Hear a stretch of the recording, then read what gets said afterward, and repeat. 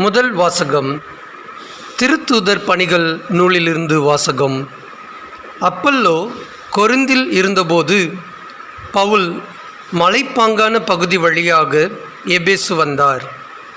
அங்கு அவர் சில சீடர்களைக் கண்டு அவர்களை நோக்கி, நீங்கள் நம்பிக்கை கொண்டபோது தூய ஆவியால் ஆட்கொள்ளப்பட்டீர்களா என்று கேட்டார். அதற்கு அவர்கள், தூய ஆவி என்னும் ஒன்று உண்டு என்று கூட நாங்கள் கேள்விப்பட்டதில்லையே என்றார்கள். அவ்வாறெனில் நீங்கள் எந்த திருமுழுக்கை பெற்றீர்கள் என பவுல் கேட்க, அவர்கள், நாங்கள் யோவான் கொடுத்த திருமுழுக்கை பெற்றோம் என்றார்கள்.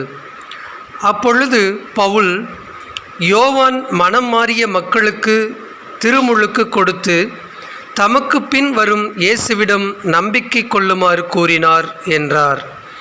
இதை கேட்ட மக்கள் ஆண்டவராகிய இயேசுவின் பெயரில் திருமுழுக்கு பெற்றனர். பவுல் அவர்கள் மீது கைகளை வைத்ததும் தூய ஆவி அவர்கள் மேல் இறங்கியது.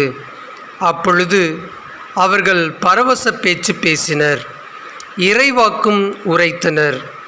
அங்கு ஏறக்குறைய 12 பேர் இருந்தனர். பின்பு பவுல் தொழுகைக்கூடம் சென்றார்.